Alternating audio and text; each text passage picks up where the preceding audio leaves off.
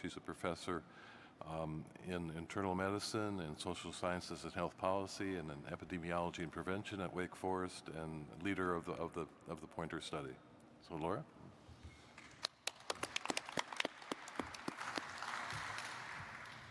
Good morning, everyone. Hope you got your lifestyle points in this morning already. If not, you still got many hours left today. All right, so I'm just thrilled to be here to talk about my favorite study in my whole career. Here we go. Point a pointer. We're all well aware of the Lancet Commission reports, the last two reports actually, that have highlighted the importance of modifiable risk, reduced incidence of dementia by an astounding amount. And then the point of Pointer was we kind of riding on the coattails of the FINGER trial. And probably if you're here, you know about FINGER already. It's over 1,200 folks in Finland, older adults who are at risk for ADR, Alzheimer's disease and related dementias. They found that the improved cognitive function for those who were randomized to a multi-domain lifestyle intervention for 2 years. That lifestyle intervention focused on increasing exercise, physical and cognitive, increasing social engagement, health monitoring, and diet. So one of our missions is to replicate the FINGER findings. In the U.S., Americans are very different than the Finns. And to test the generalizability of the findings in a large, diverse, and representative samples of Americans. We differ in our culture, in our everyday behaviors, in our health risks, and the list goes on. But our point was also to create the next chapter of FINGER, not just replicate, but expand it. Our partners are the FINGER trial investigators. They are with us. They are sharing lessons learned so that we can not reinvent what they have already completed, but actually take it to the next step. So our job is to expand FINGER, expand the adherence metrics so we can dive into more precision medicine about what works and how much for who. And then we are also part of the Worldwide FINGER's global network of similar trials where over 60 similar studies are now either being conducted or in the planning stages. And we're very grateful, too, to be supported by not only the Alzheimer's Association for the main parent trial, but also the National Institute on Health for 4 very large ancillary studies. So our study design is a large 5-center randomized controlled 2-year trial testing the effects of 2 lifestyle interventions on cognitive function or cognitive trajectory over that 2-year period. Our participants, we targeted 2,000 older adults following FINGER's footsteps for the age range, so 60 to 79, with no objective impairment at study entry. And they are all at increased risk for decline. We're looking for change in a 2-year period, so we're really looking for people who are already at risk to show impairment.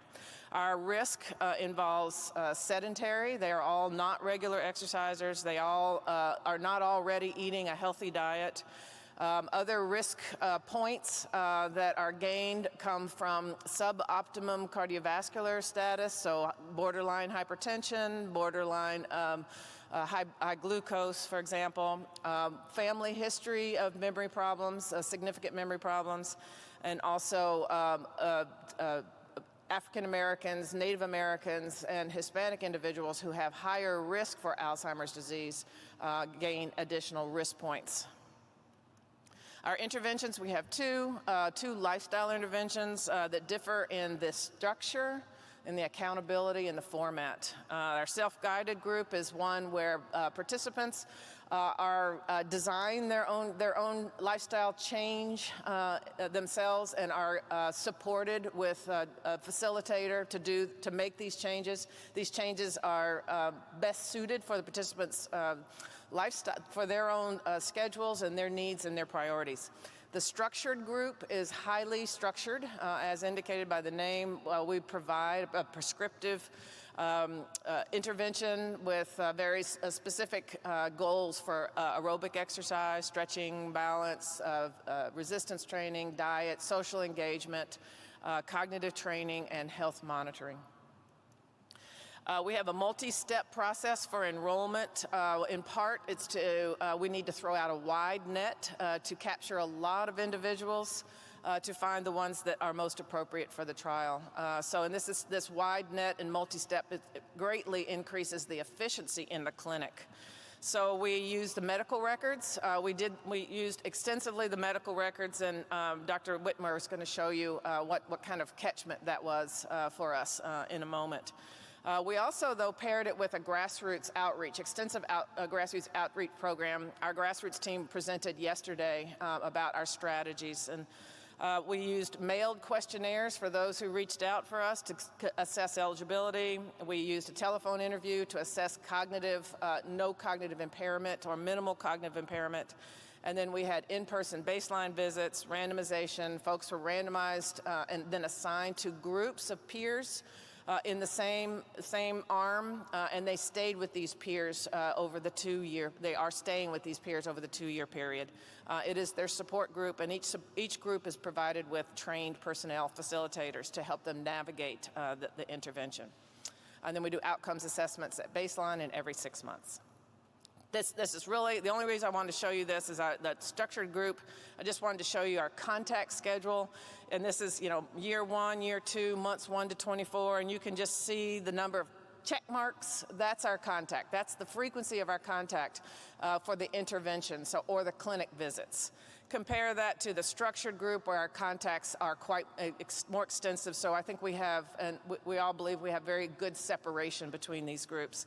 The different colors at the beginning of the rollout schedule are introducing the new domains one at a time. We felt like that was really important, that we only add one new layer of activities for our participants at a time and let them acclimate, and then they're expected to do all of the domains over time. Much support is provided to the structured group, less support, but there is support provided to the self-guided group. Our cognition table here, a list of all of our tests is here. My point here is that we're really two things. We're focusing on episodic memory and executive function. These are the areas we expect to move with the intervention in line with finger and other lifestyle interventions that are being reported here at this meeting and previously.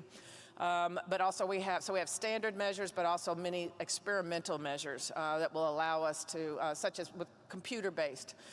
In general, these tests will allow us to harmonize with other studies, and that was really an important goal for us, that we can do a head-to-head comparison with finger, our partner, to see how what the response is in the U.S. versus the response in Finland. But our composite also allows us to do head-to-head comparisons with other large pharma studies. And now, in light of yesterday's results, this will be important as well, that we can do a non-pharm versus a pharm comparison. We are able to do that with our outcomes. And then other non-pharm studies that have been recently completed, such as EXERT. I'm just listing here a whole host of other outcomes that we're collecting. We have a repository. We welcome a request at some point down the road for people who would might be interested in looking at biomarkers in this repository, but we really feel it's going to be an important resource for all of us at some point.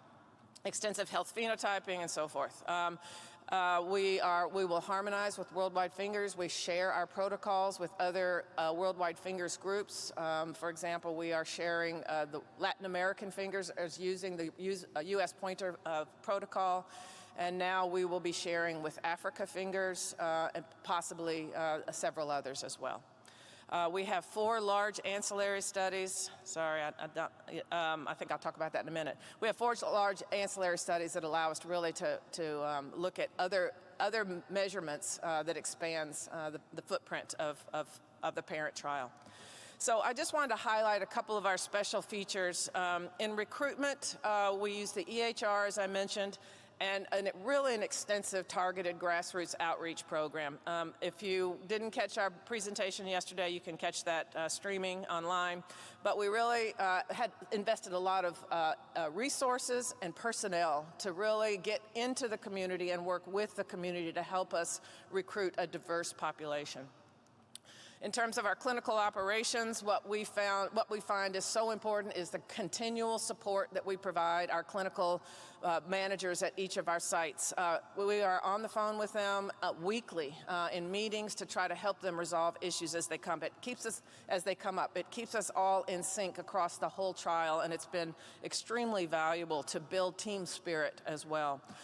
In the intervention, we provide our navigators, our facilitators provide regular support of participants and one-on-one and in teams.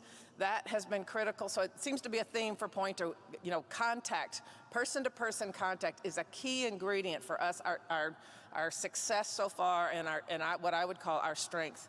We also stay in close contact with all of our facilitators by weekly or monthly calls to make sure that we can help them from the coordinating center resolve their issues as they come up. With data monitoring, we have a fantastic team at Wake Forest. It's part of the coordinating center that provides iterative, dynamic reports that help us see what's going on today.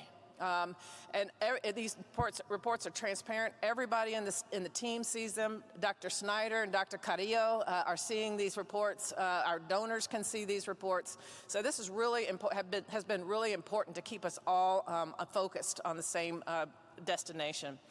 For data integrity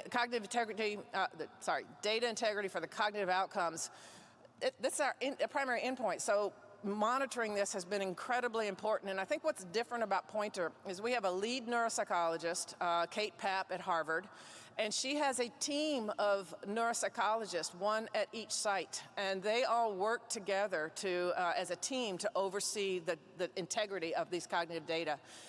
It's just been tremendous, and I think this model of engaging neuropsychologists as your cognitive experts in clinical trials has been greatly underused, and we've learned that it is critical to make sure that we have great data going forward. And then finally, the team, a secret for me for the success, and I think our team, who many of them are here, would agree that we are a very strong team. We are in regular communication. Everyone has ownership. This team feels like this is their study. Our staff feels like this is their study. We share in publications. We offer opportunities for folks. And so this is just a small sample of some of our team, but this is a picture of all of our celebrations at each of the sites when we hit our 2,000 person enrollment goal.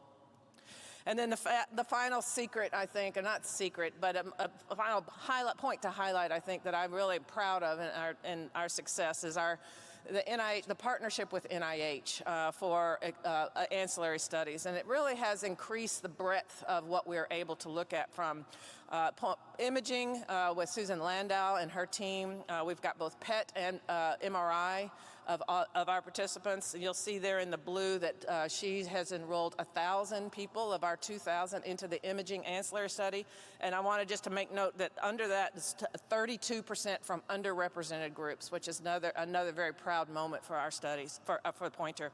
Then we have a neurovascular ancillary study. The PIs here in the audience, Dr. Brinkley, Dr. Chatot. It allows us to look at the lifestyle effects of both the peripheral vessels, but also the vessels in the brain, which is going to be critical. Then we have a gut microbiome and a sleep ancillary study. So these are just really, I think, going to be important for the field. Our data sharing schedule for those interested, parent trial baseline data is completed, as Dr. Snyder indicated. We will be sharing in GAIN by early 2024, and then for our ancillary studies, at least 2 of our ancillary studies will also be in GAIN, and we will, and the imaging studies will be in Lonnie and GAIN. So we have plans to have this readily available for the public. And then finally, I just wanted to mention that our study design, what I've talked about here, is IMPRESS in Alzheimer's and dementia. And our next steps, just so in case you're wondering, what are we going to do? We have over 700 people who've exited the 2-year intervention. Well, we're in the process of enrolling them in what we're calling an alumni extension in line with FINGER, where it will allow a 4-year extended follow-up for cognitive assessments and other types of outcomes that we can measure, just to see what the enduring legacy might have been for the exposure to the 2-year intervention. Our hope is the ancillary studies will also receive additional funding to continue their work as well. Just wanted to thank all of our leadership. This is just a small fraction of the folks who contribute. Our funding is, again, as I mentioned, the Alzheimer's Association entirely for the parent trial and the NIH for its ancillaries, and our leadership is listed here. So thank you. Thank you, Dr. Baker. Our next speaker is going to talk a little bit more about is going to talk a little bit more about the baseline characteristics of the trial cohort. Dr. Rachel Whitmer, who's a professor at the University of California, Davis. Rachel. Thank you.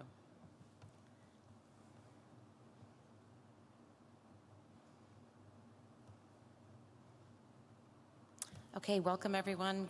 Good morning. I'm really excited to share with you what our 2,000 people look like and who is in the U.S. Pointer trial. Dr. Baker just showed this, but I want to acknowledge again the immense team and just the huge scale and scope of people that are working on this amazing study. So the goal was to enroll 2,000 older adults and to enroll people who have a sedentary lifestyle and unhealthy diet, suboptimal cardiovascular health, family history of memory problems, and we are really focused on including people who come from communities and groups that have been historically underrepresented in clinical trials of brain health and Alzheimer's disease. So who ends up in Alzheimer's disease trials? And there's just some beautiful work here that I'm showing that really speaks to this issue, which is that the most of what we know about brain health and risk for dementia and Alzheimer's disease is based on highly selected homogeneous groups. And that's true for research overall. It's more true for clinical trials, and it's also been true for clinical trials of Alzheimer's disease. So we were very focused on this, and during this study, we did 2 risk enrichment criteria. So this was made at the advice of the Recruitment Innovation Center, who we've been working with. So in addition to meeting other study criteria, participants needed to meet 2 of the following 4. And so by doing this, you can be in the study due to race, ethnic group, and also due to older age, and you may not have a cardiovascular, or you may not have a family history. And this was done purposely so that we could focus on making sure we have people from underrepresented groups. So who did we enroll? So we have 2,111, mean age 68. We're very excited. We have 13% people aged 75 to 80. It is hard to get older adults, and 69% women. Race, ethnic group overall, and by site. 31% is from groups that have been underrepresented, and we can drill in a bit more on this.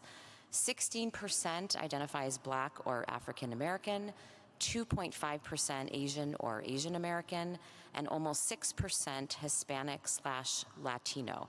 And you can see here our 5 sites are in very different parts of the United States, parts of the US that have different cultures, different health behaviors, and that is reflected here. We are also very happy to see that not everyone in the study has a PhD. Again, people who are highly educated tend to be much more likely to volunteer for research, and particularly to be in clinical trials. And keep in mind, we're asking people to make a lifestyle change. So we're really happy that 30% are not college graduates, 23% are, 34% attended graduate school, and we have heterogeneity across the sites. And again, this is something that reflects the very different cultures and contexts that are embedded in the United States. We have done geocoding and using Dr. Amy Kine's area deprivation index. So overall, we have an area deprivation index of 36. And you can see here, North Carolina has a metric of 56. So we have a lot of people in this study who come from areas that have a high area deprivation. So this really speaks to things like access to resources, socioeconomic status, financial status. We're very pleased to see we have heterogeneity. Again, something that historically has been underrepresented.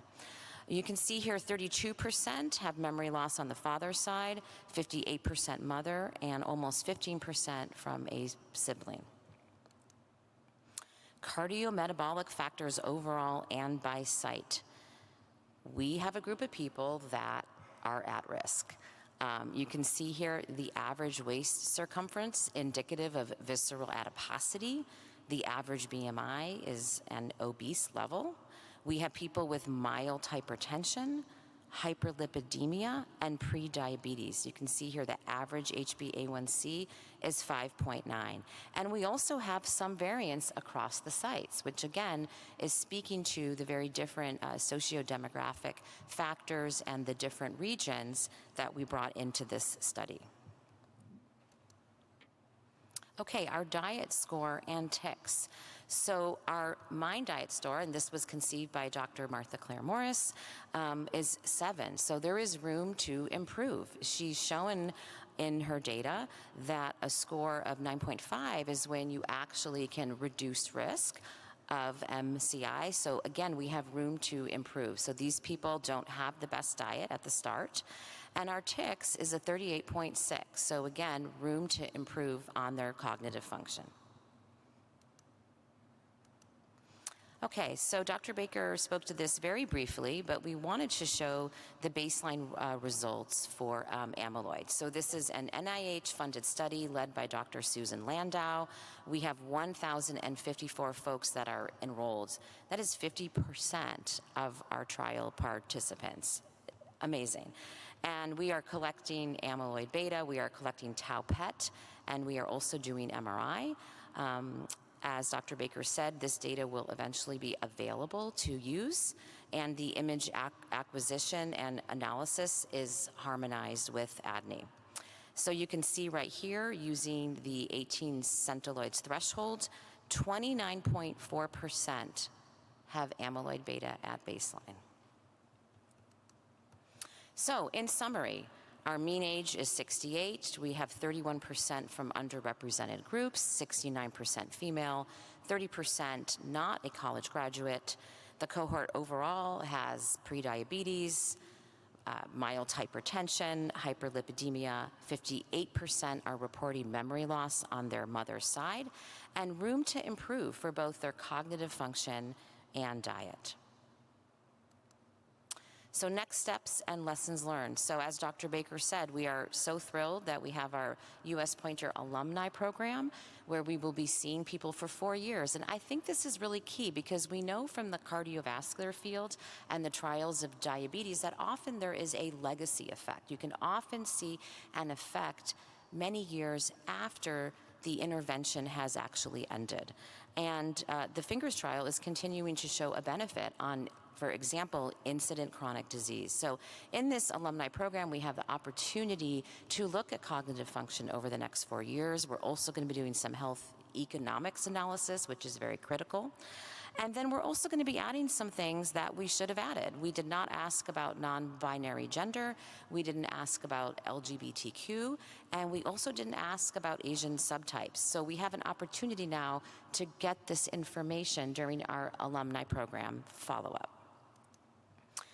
So we have successfully enrolled 2,111 folks across 5 sites who are at high risk for cognitive decline and dementia.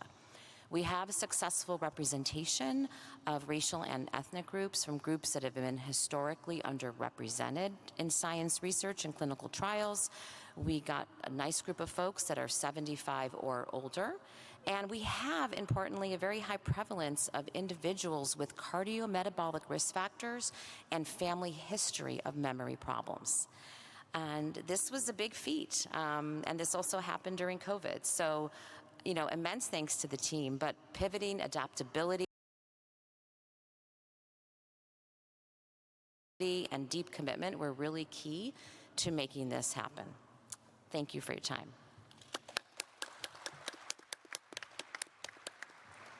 Today, I'd like to provide an overview of the development and validation of the Modified Neuropsychological Test Battery, or PMNTB.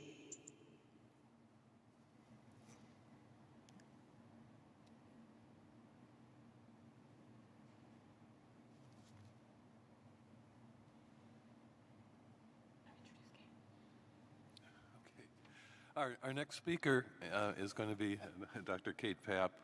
She's assistant professor at the Harvard School of Medical School and also has an appointment. Psychological test battery, PMNTB. In the next few minutes, I'd like to describe the guiding principles behind the development of the PMNTB and its initial performance in the baseline U.S. pointer sample.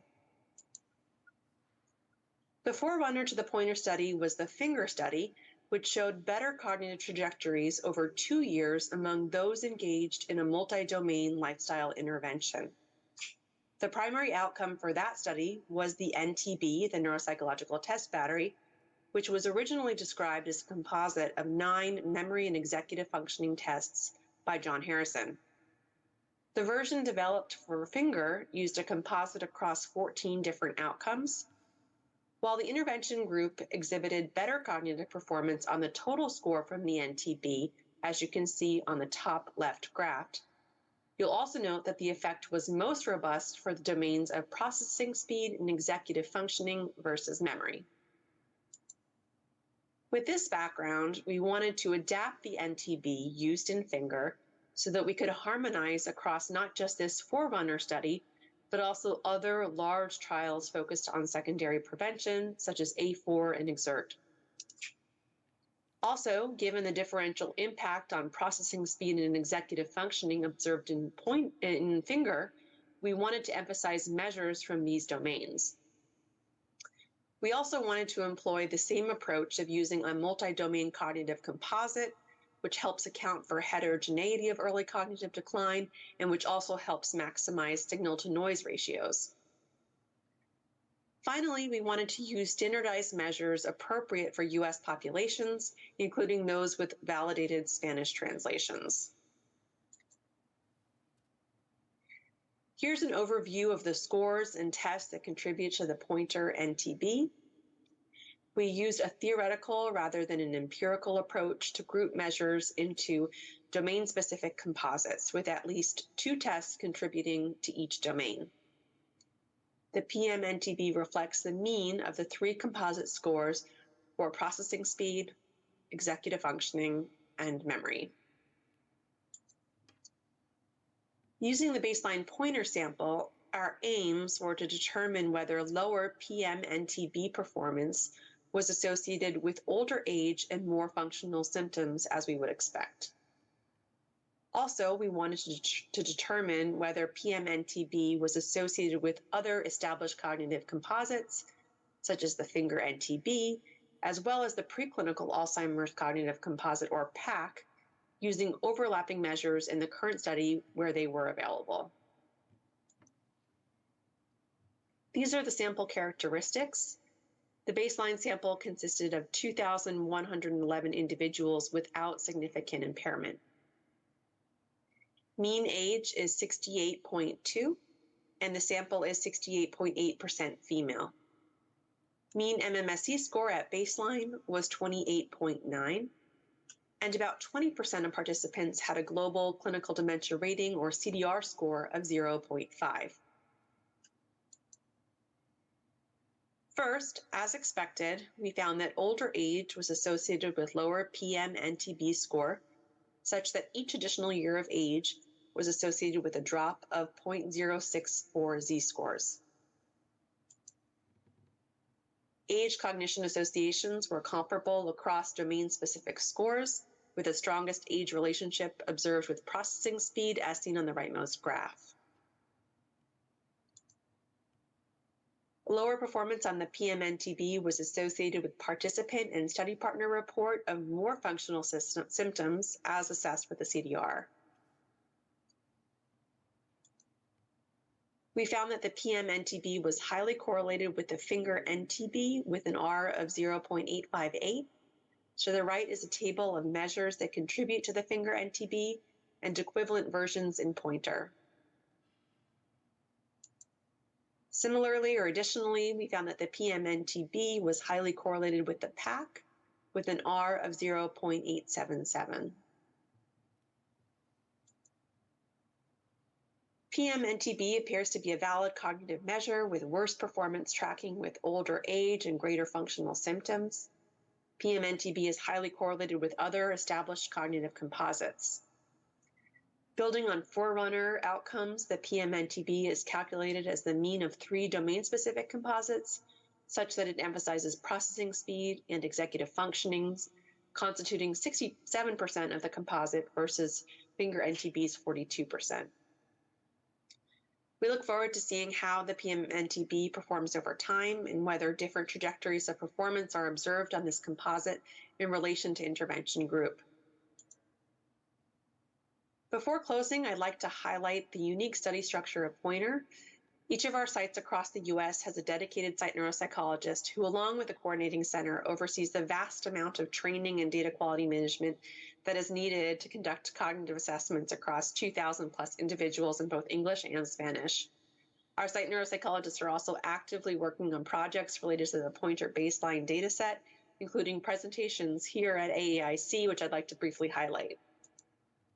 Dr. Farias and Dr. Sachs will show work related to subjective cognitive concerns and performance on the PMNTB, as well as self-reported level of engagement in physical, cognitive, and social activities.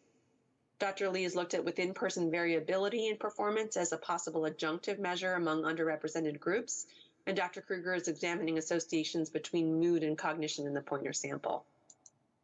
With that, I'd like to thank all the people involved in Pointer, particularly our participants, as well as those individuals at the Coordinating Center. Thank you.